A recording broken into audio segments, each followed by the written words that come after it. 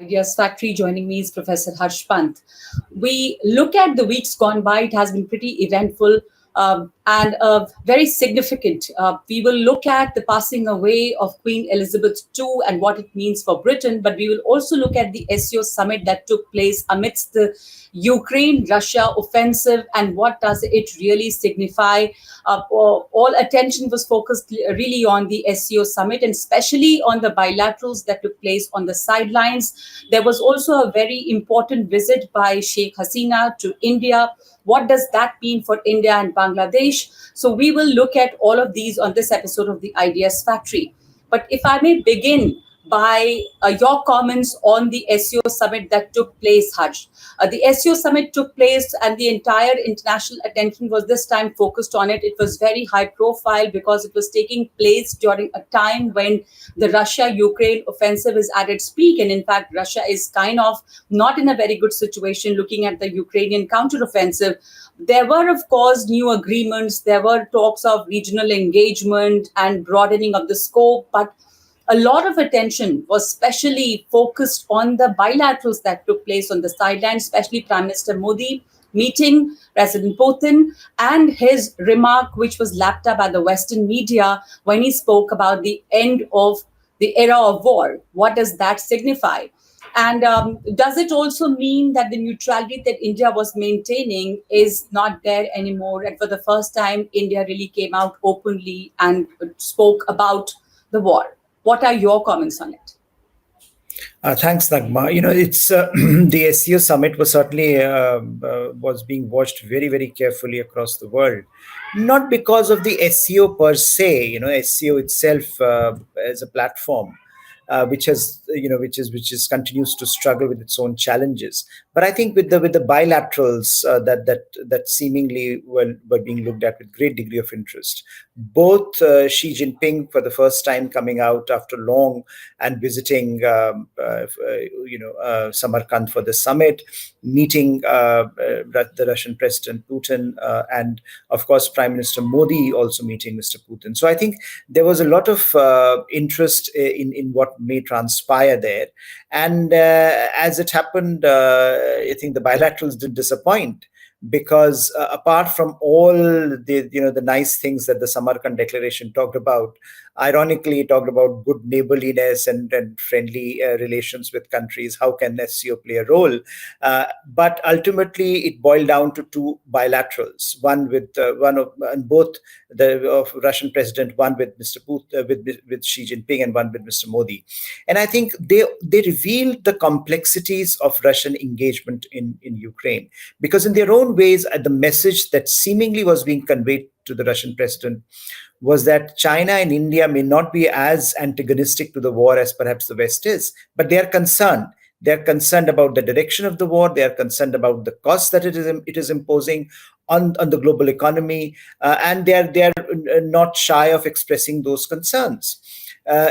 We don't know what Xi Jinping told Mr. Putin, but if you go back to his remarks, Mr. Putin started by saying that I understand your concerns, even in the case of Mr. Xi Jinping. So there is a sense that Chinese officials, Chinese president would have raised this issue, would have, I think, acknowledged that there are growing concerns both in China and beyond about this. And I think that is why the Russian president was, making an effort to assuage those concerns. So that was quite interesting in its own way. And therefore, China, in the joint statement with the Russian president, did not actually talk of Ukraine war at all. The focus was all on how US and how Russia and China can work together to create an anti-Western bloc, to create an anti-Western posture, which and to challenge the Western dominance. And I think that was the narrative of the Chinese response. And there was no mention of Ukraine. And clearly, I think what this meeting told us was that the famous no limits friendship, it certainly has some limits. On the other hand, you had the very, very, very, I think, interesting engagement between the Indian Prime Minister and the Russian President. And I think the very upfront statement by Mr. Modi that that the era of war has ended. This is not an era of war. I think underscored again in India the concern that while India may not publicly accuse Russia of being an aggressor, there are concerns in India about the costs, about where this war is going, about the way some of the most vulnerable countries are feeling the brunt of this conflict, and therefore I don't think India was changing its posture. New Delhi has been very consistent from the very beginning, saying that look, this has to be resolved through dialogue. Both sides will have to come to the negotiating table to find a political resolution, and also the fact ultimately that you will have UN Charter, international law, that should be the marker for managing these conflicts. So I think the sense that you got from the Prime Minister was that India was telling the Russian president to rethink what perhaps is happening in Ukraine and the kind of costs it is imposing on the world. So all in all, SCO at one point in time, perhaps Russia would have thought that this is going to be this great stage where Russian president can showcase to the West, look, it has so many friends. But I think what came out of the SCO summit was a reality check that look, even some of the closest friends of Russia are now talking back to Russia, or telling Russia that look, you need to change course, that the costs are rising by the day. You cannot continuously be engaged in a war that seems to be faltering at some critical point. And I think that's the other point, that Russia's battlefield losses and the successes that Ukraine has gained in its counteroffensive are also doing something very dramatic. It is changing the mood of the world. It is changing the mood in the European street that is facing a very difficult winter ahead, but it is stiffening up the resolve in European capitals. It is changing the mood in Moscow, where perhaps there are more questions about the trajectory of the war, and I think there are questions around Russian periphery. So we have seen two major conflicts emerge in recent weeks: Armenia and Azerbaijan, and Kyrgyzstan fighting with Tajikistan on the border. So I think there are questions about Russia's periphery where certain countries are now becoming more concerned about the trajectory of the war, or feeling more emboldened by Russian losses. So I think there is a larger chaos even in Central Asia, even in Russian periphery, something that I think Russian president would have hoped would not be the case during an SCO summit, but I think it did not turn out as he would have expected, and therefore in the challenges, if the events at SCO are anything to go by, I think the challenges are only going to mount going forward. So, do you think there are greater challenges for Russia now? And as you say, the Russian president probably did not expect this outcome, and he was hopeful of the SCO, even though Prime Minister Modi made that statement. He was always walking a very fine line, and Xi Jinping too. So these were Russian friends, but the Russian friends also telling them that this is not okay. What kind of pressure does it really build on Russia, especially now that the Ukrainian counteroffensive is increasing? But there's always also a fear that now that the pressure is mounting on Russia, how far can it go? Or is there a danger of Russia resorting to nuclear weapons? And there are concerns in Europe, in America about this, is the pressure is increasing. So what really has changed after this SCO summit as far as Russia's responses are concerned? Well, I think we'll have to wait for a while and see what Russia does on the battlefield. Now, of course, as of now, there is no public acknowledgement from Russia that they're losing anything. In fact, they are saying it's a tactical retreat. It's a strategic retreat. In fact, they said the same thing when they had to withdraw from Kiev earlier when the war started. Now they are making the same argument that this is again a tactical or a strategic retreat, whichever way you might want to look at it. But I think there are certainly questions about Russian strategy going forward.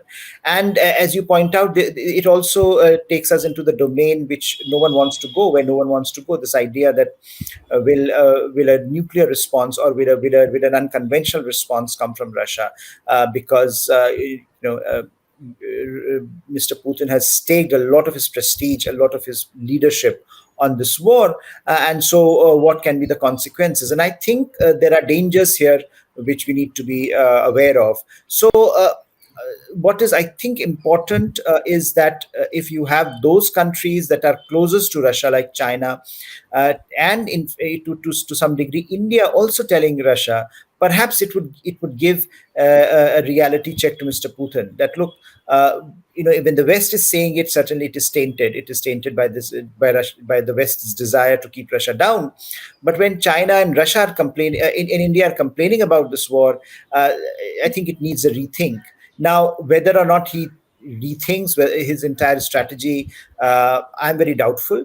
But I think certainly there are going to be increasing pressures within the Russian system today that were not there before SCO. That how do we manage our diplomatic engagements? How do we manage our diplomatic ties at a time when some of our closest partners are also challenging us on some of the most difficult questions that Russia faces today.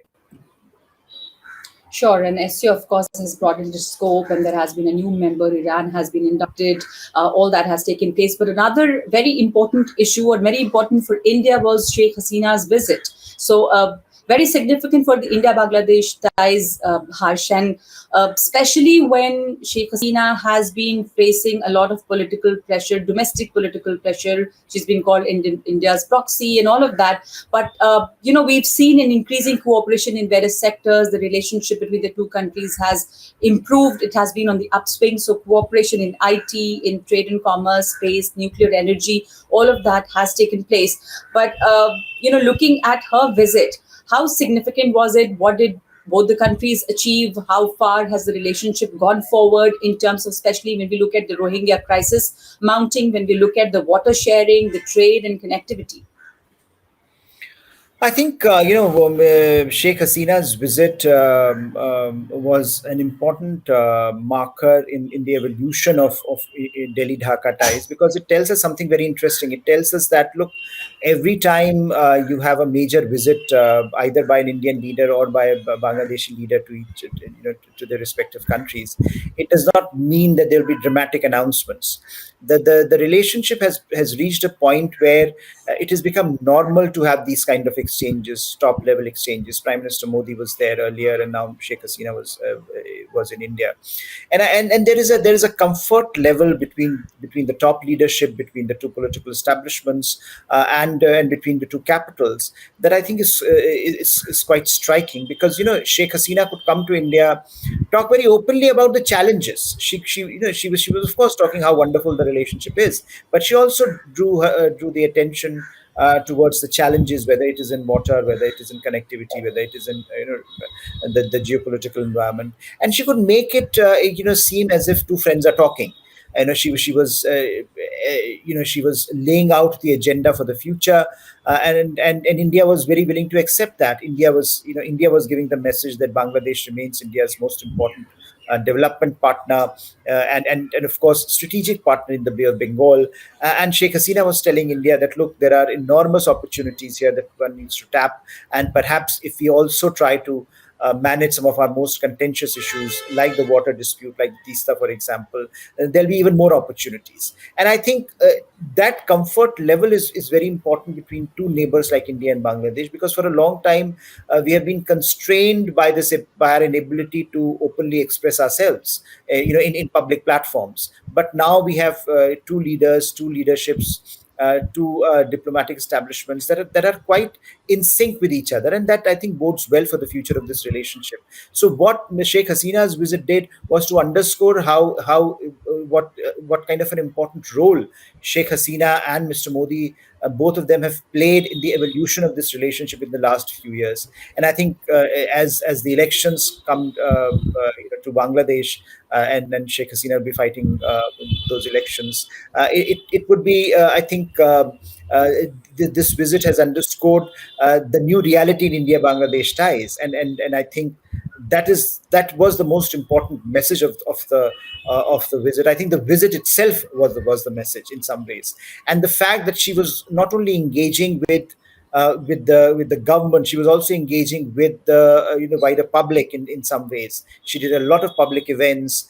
She went out and met a lot of civil society groups. That also tells you the warmth that is often felt in India towards her. And then I think also tells you another story about India Bangladesh ties, that there might be problems here and there, but larger trajectory of this relationship, both based on the governmental level interactions as well as societal level interactions, is at a very different trajectory today than it was, say, even a few years back. Yes, of course. And before we wrap up this episode of the Ideas Factory, a very quick comment also from you, Harsh, on Jaishankar's visit. India is looking forward to this visit. Jaishankar is visiting the US for UNGA and BRICS, and this is very significant for India. India's India's focus has been on counter-terrorism, peacekeeping, and reform multilateralism. We look forward to this visit. Yes, I think it's an important visit, partly because the multilateral order is facing so many problems, and I think the UN itself is facing so many problems. The polarization is intense, great power politics is intense, and in that context, when you see what the agenda is in front of Dr. Jaishankar, that's quite an expansive agenda. Addressing UN General Assembly, of course, but also doing a number of these plurilateral engagements. Yeah. So there is, I think, Quad, there is IPSA, there is BRICS.